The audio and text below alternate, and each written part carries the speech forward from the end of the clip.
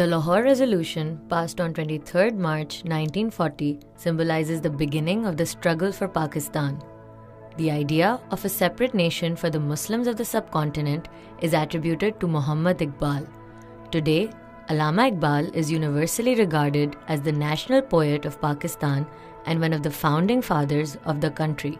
However, despite being understood by Pakistanis in nationalistic terms, Iqbal's intellectual contributions transcend national boundaries. During Iqbal's lifetime, the majority of the Muslim world lay under colonial subjugation. Iqbal was a powerful proponent of Muslim revivalism and pan-Islamism. He used his poetry as a medium to spread his ideas, which he hoped would motivate his fellow Muslims to struggle for personal dignity and freedom from Western oppression. As such, Iqbal's poetry served as inspiration for political struggles across the Muslim world, not just in the Indian subcontinent, but also in Turkey, Algeria, Libya, and Iran during the revolution of 1979. Unknown to many Pakistanis who consider Iqbal synonymous with Pakistan and the Urdu language, the majority of Iqbal's writing was actually in Persian, the traditional literary language of the Muslim world. Due to this, Iqbal came to be known as Shair-e-Mashriq, or Poet of the East.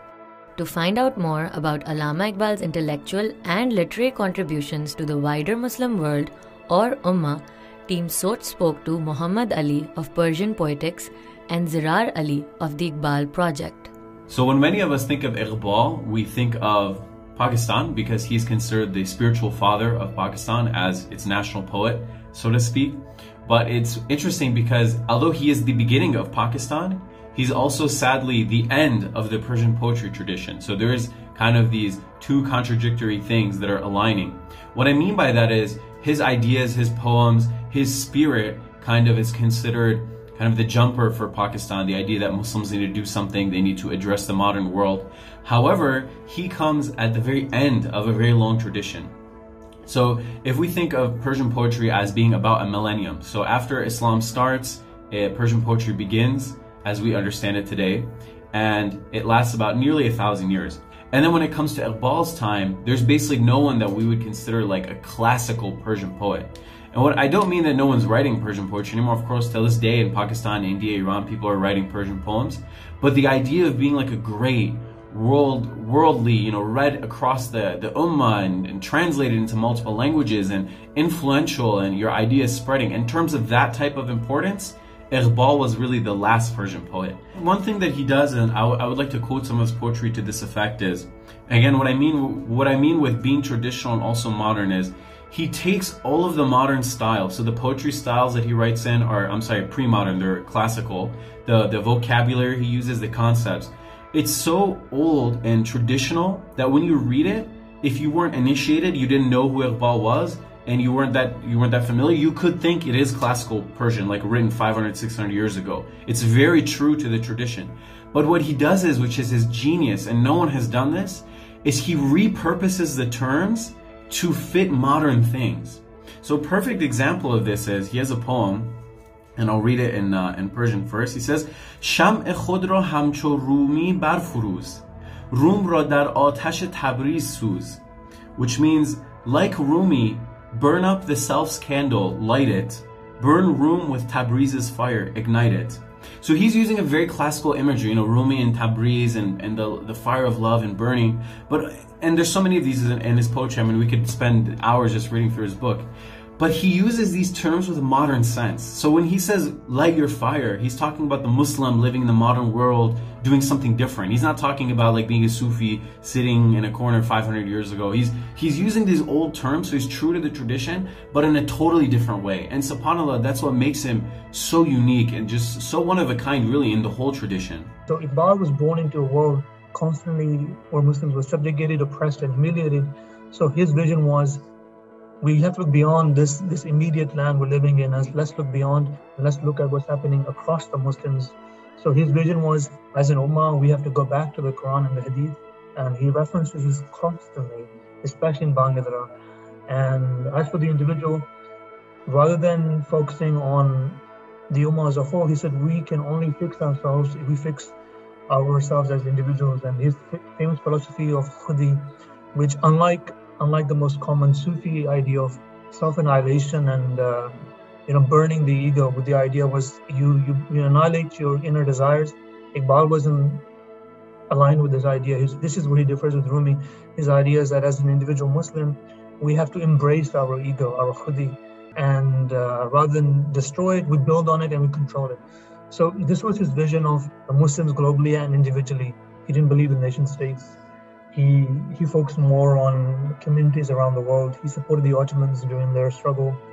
As I mentioned, he was raising money for the bankrupt Ottoman treasury. He wanted to help them fight. He was also quite present in the Persian Revolution through his translations, through his Persian poetry, because they dealt with the rejectionism of the West, which was central to Ayatollah Khomeini's revolution 1979. He had given them beautiful poetry in Persian with the idea of rejecting the West. So Iqbal was literally a gift for the revolution. They had his books, everything was there, all they did was read it. And Iqbal was also quite smart because he constantly brings up the ideas of rejecting of Sunnis and Shiaism. He references Imam Hussein. He has a poem about Imam Hussein, and he references Imam Ali too. So really, he was the perfect fruit ripe for being the fire in the revolution. Oh, those who call the West your home, God's world is no marketplace. And here he's referring to the idea that the West is a capitalist society where everything is about money and profit and gold.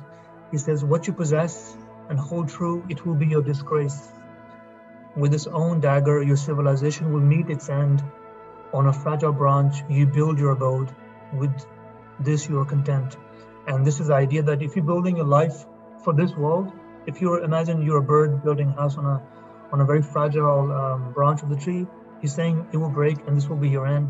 And this will be a disgraceful way to end your life.